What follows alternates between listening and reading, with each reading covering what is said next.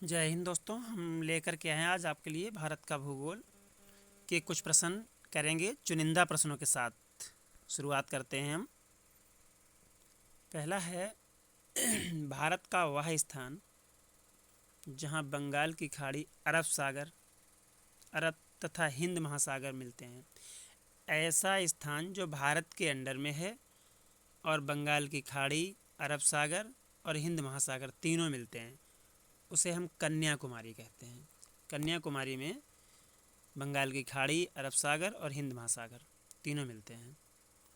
चलिए, अगला है त्रिपुरा बांग्लादेश से 3 तरफ से घिरा राज्य है। क्वेश्चन पूछा जाता है कि बांग्लादेश भारत का ऐसा कौन सा राज्य है जो तीनों तरफ से घिरा है किसी दूसरे देश से। तो बांग्लादेश से घिरा हुआ हमारा त्रिपुरा है, जो हम इस तरीके से बनाते हैं। ये वाला पोर्शन जो हमारा जाता है तो ये त्रिपुरा यहाँ पे निकला हुआ होता है और ये चारों तरफ तीनों तरफ बांग्लादेश है। ये बांग्लादेश से घिरा हुआ होता है भारत के नक्शे में। इसके बाद में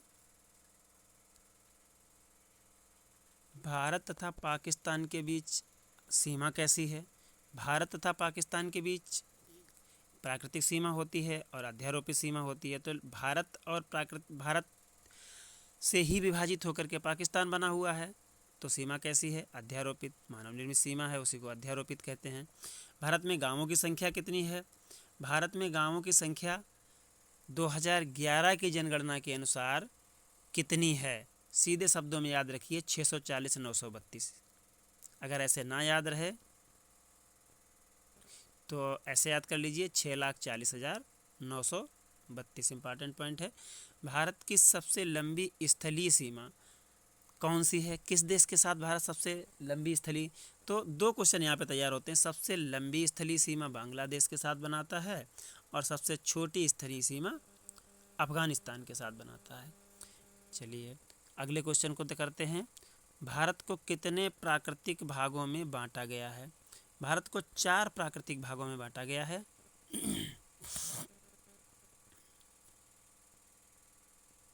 वो 4 प्राकृतिक भाग कौन कौन से हैं? पहला है उत्तर का पर्वतीय क्षेत्र, उत्तर का विशाल मैदान, प्रायद्वीपीय पठार, तट एवं द्वीप। अब देख लीजिए कि 1 मिनट, बन नहीं पा रहा भाई सही से।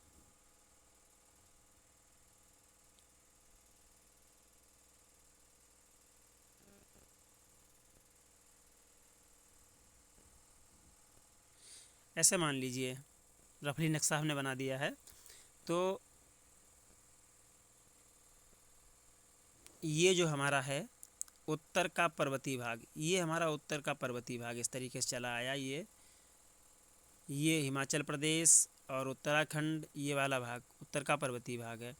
इसके बाद में उत्तर का विशाल मैदान, ये जो उत्तर प्रदेश के क्षेत्र में आता है, ये उत्तर का विशाल मैदान हो गया। उत्तर प्रदेश है, बिहार है, ये उत्तर का विशाल मैदान हो गया। उत्तराखंड का भी कुछ भाग, लेकिन ज़्यादा नहीं। उत्तराखंड का ज़्यादातर भाग जो है वो पर्वतीय क्षेत्र में ही है। इसके बाद में प्रायद्वीपीय पठार, यहाँ से जो ढाल वाला भाग पड़ता है, ये प्रायद्वीपीय पठार है। प्रायद्वीपिक मतलब क्या होता है? प्रायद्वीप का मतलब होता है जो भारत का भाग तीनों तरफ पानी से घिरा हुआ हो। इधर भी पानी है और इधर भी पानी है, इधर भी पानी है। ऐसे भाग को हम प्रायद्वीप कहते हैं। तो ये प्रायद्वीपीय पठार कैसे होते हैं? पठार एकदम ढाल नुमा होते हैं। इसके बाद हम तट एवं द्वीप, ये जो समुद्री तट है ये तट हो गए। और उसके बाद हम द्वीप, जैसे यहाँ पर अंडमान निकोबार द्वीप समूह हैं, इधर हैं, तो ये द्वीप हो गए, 4 हो गए। अगला क्वेश्चन है हमारा गोंडवाना लैंड का भाग। क्वेश्चन पूछ दिया जाता है गोंडवाना लैंड का भाग क्या क्या है। तो गोंडवाना लैंड के भाग में कौन कौन से देश हैं? भारत है, ऑस्ट्रेलिया है, अफ्रीका है, दक्षिण अमेरिका है और अंटार्कटिका है। आनंद की बात यह है कि बी से भारत ही शुरू होता है, बाकी सभी जो हैं ए से शुरू होते हैं। ठीक है, ऑस्ट्रेलिया, अफ्रीका, अमेरिका, अंटार्कटिका। तो इस तरीके से इसको याद कर लीजिए, याद बना रहेगा कि भारत के अलावा बाकी ऑस्ट्रेलिया, अफ्रीका, अमेरिका, अंटार्कटिका सब ए से शुरू होने वाले हैं।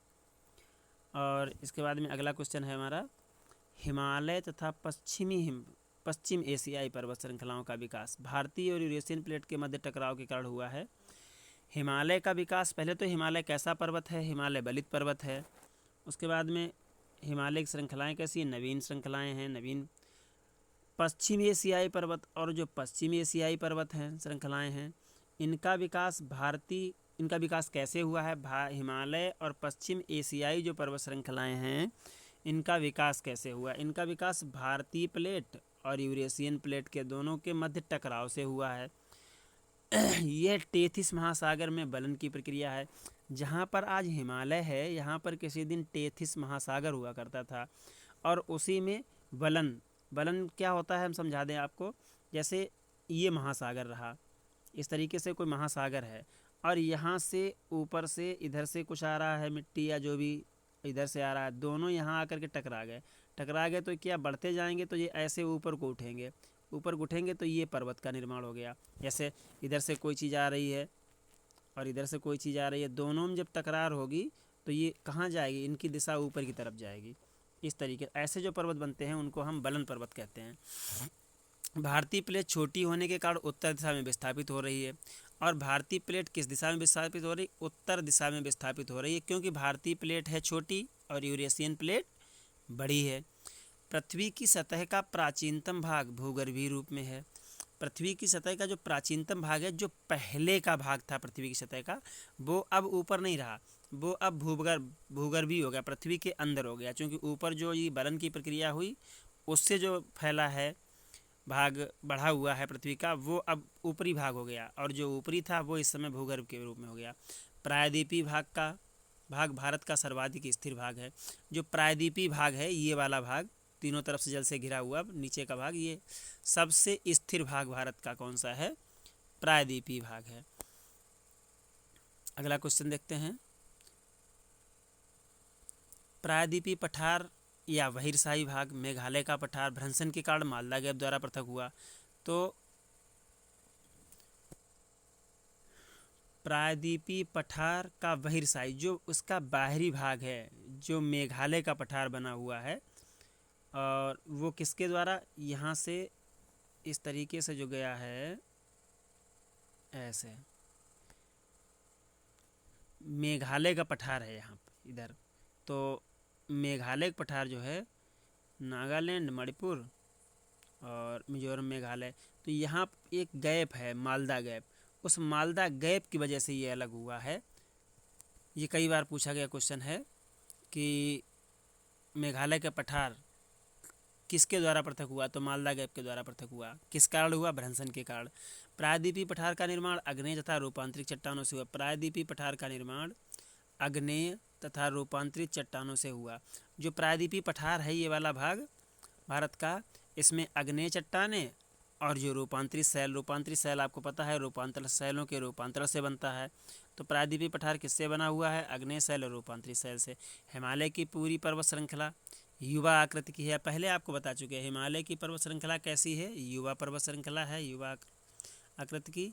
और कैसे पर्वत बना कैसे है? ये बलन से बना हुआ है। पाताल तोड़ कुएँ हिमालय की तराई में पाए जाते हैं। पाताल तोड़ कुएँ क्या होते हैं? इनमें प्रेशर से पानी निकलता है बिना किसी मशीन को लगाए हुए। तो ये हिमालय की जो तराई भाग है, वहाँ चट्टानों का दबाव है, इसलिए पाताल तोड़ कुएँ पाए जाते हैं। अगला क्वेश्चन है, बृहद हिमालय की मुख्य चोटी। बृहद हिमालय की मुख्य चोटियाँ, माउंट एवरेस्ट। जो हिमालय के भाग हैं, अभी हम आगे आपको बताएंगे। तो एक हिमालय का भाग है बृहद हिमालय, इसकी सबसे मुख्य चोटी कौन सी है? Mount Everest. ये नेपाल में है और विश्व की सबसे ऊंची चोटी भी है ये। और कंचनजंगा विश्व की तीसरी सबसे बड़ी चोटी है। ये सिक्किम और भारत के सिक्किम प्रांत में पाई जाती है।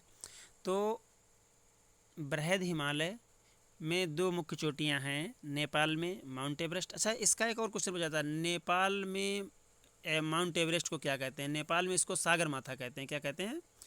सागर माथा। और तिब्बत में इसे क्या कहते हैं? चोमुलंगमा। चलिए आगे बढ़ते हैं। हिमालय की सबसे प्राचीन श्रेणी ट्रांस हिमालय है। पश्चिम में कैलाश पर्वत है। इसकी प्रमुख श्रेणियाँ काराकोरम, लद्दाख, जास्कर, कैलाश है। इसे तिब्बत हिमालय भी कहते हैं। सबसे प्राचीन श्रेणी हिमालय की कौन सी है? वैसे तो हिमालय पूरा कैसा है? नवीन पर्वत है, लेकिन इसकी जो श्रेणियाँ हैं उनमें सबसे प्राचीन कौन सी है? वो ट्रांस हिमालय है। इसके पश्चिम में कौन सा पर्वत है? क्वेश्चन पूछा था ट्रांस हिमालय के पश्चिम में कौन सा पर्वत है? वो कैलाश पर्वत है। इधर देख लीजिए, ट्रांस हिमालय नक्शा हमने सेट किया था लेकिन उसमें है नहीं यहाँ पे। ट्रांस हिमालय होता है उसके पश्चिम में। हम आपको नक्शा बना के बताते हैं। ट्रांस हिमालय, क्वेश्चन कहाँ गया?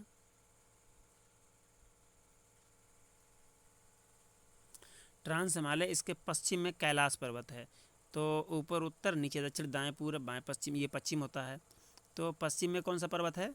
कैलाश पर्वत। अब इधर देखिए, इसमें कैलाश पर्वत दिया होगा आपको कहीं पर, कैलाश श्रेणी ये दिया है। यहाँ पर देखिए, ये कैलाश श्रेणी दिया हुआ है आपको, कैलाश श्रेणी। ठीक है, आगे बढ़ते हैं।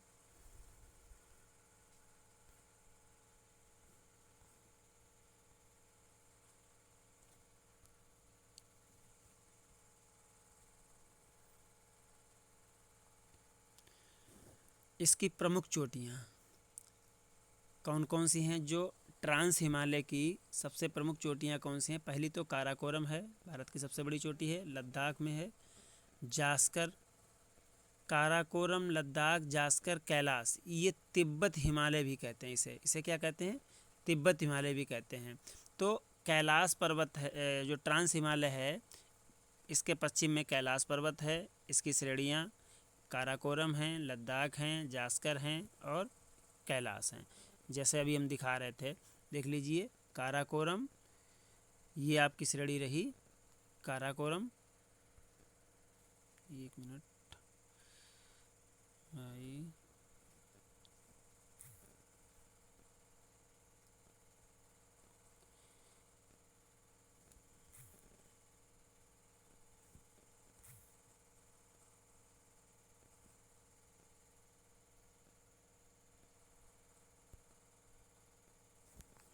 अब देखिए,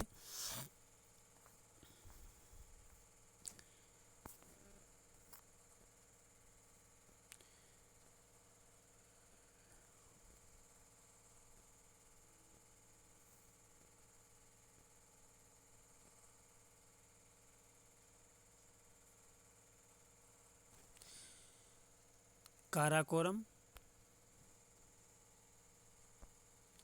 और लद्दाख, जास्कर, कैलाश, इसे तिब्बत हिमालय भी कहते हैं। तो ट्रांस हिमालय, इसकी श्रेणियाँ दे दी गई आपको 4, काराकोरम, लद्दाख, जास्कर, कैलाश, और इसका नाम क्या है? इसे तिब्बत हिमालय भी कहते हैं। क्योंकि ऐसा समझ लीजिए, ट्रांस हिमालय या तिब्बत हिमालय की बात, हिमालय अपनी वर्षा का अधिकतम भाग प्राप्त करता है दक्षिण पश्चिम मानसून से। मोस्ट इम्पॉर्टेंट क्वेश्चन, हिमालय अपनी वर्षा का अधिकतम भाग किससे प्राप्त करता है? दक्षिण पश्चिम मानसून से। बृहद हिमालय का निर्माण ओलिगोसीन युग में हुआ। बृहद हिमालय, ये तो ट्रांस हिमालय पढ़ा हमने, बृहद हिमालय पढ़ा, लेकिन ये नहीं पढ़ा है कि बृहद हिमालय का निर्माण कब हुआ। बृहद हिमालय का निर्माण ओलिगोसीन युग में हुआ है। यह हिमालय की प्राचीनतम श्रेणी है, सबसे प्राचीन। अन्नपूर्णा और धौलागिरी इसी श्रेणी में है। कौन कौन सी? अन्नपूर्णा और धौलागिरी। अभी हम पढ़ रहे थे ट्रांस हिमालय में कौन कौन सी हैं? काराकोरम, लद्दाख, जास्कर, कैलाश। और बृहद हिमालय में कौन सी हैं? अन्नपूर्णा, धौलागिरी, ये 2 श्रेणियाँ हैं। इसके बाद में अगला हमारा आता है लघु हिमालय। लघु हिमालय में कौन कौन सी श्रेणियाँ हैं देख लेते हैं। इसी का नाम मध्य हिमालय भी है। इसमें पीर पंजाल सबसे लंबी श्रृंखला है। किसकी? लघु हिमालय की। घाटियाँ, कश्मीर घाटी है, इसमें कांगड़ा घाटी है, कुल्लू, कुल्लू मनाली सुना होगा नाम आपने। निर्माण कब हुआ इसका? मायोसीन युग में। मध्य हिमालय, लघु हिमालय या मध्य हिमालय, निर्माण मायोसीन युग में। और इसकी ऊंचाई 3700 मीटर से 4500 मीटर तक है। चौड़ाई 60 किलोमीटर से 80 किलोमीटर है। इसके बाद में है उप हिमालय। इसको हम बाह्य हिमालय की संज्ञा भी देते हैं। इसे क्या कहते हैं? बाह्य हिमालय।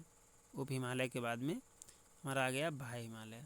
आगे देखते हैं, इसका अन्य नाम क्या है? नवीन हिमालय कहते हैं, शिवालिक श्रेणी कहते हैं। निर्माण इसका प्लायोसीन युग में हुआ है। देहरादून और पाटलिदून इसी में स्थित हैं। कौन सी श्रेणियां हैं? देहरादून और पाटलिदून। एक बार देख लीजिए आप, इधर इस नक्शा हमने सेट किया, इसमें दी हुई हैं श्रेणियाँ, प्रमुख पर्वत श्रेणियाँ दी हैं। अरावली है, गिर पहाड़ी है, सतमाला पहाड़ी है, हरिश्चंद्र श्रृंखला है, बालाघाट श्रृंखला है, और नीलगिरी पहाड़ी है, जवादी पहाड़ी, सेवराय पहाड़ी, अन्नामलाई, कार्डामम पहाड़ी और नन्नामलाई, दंडकारण्य क्षेत्र। ये पहाड़ियाँ, इनकी स्थितियाँ देख लीजिए नक्शे में, स्क्रीनशॉट लेकर के इसको जूम करके और इनकी स्थितियाँ देख लीजिए तो ये आपको याद रहेंगी। धन्यवाद। समाप्त करते हैं वीडियो, फिर मिलते हैं अगले वीडियो में।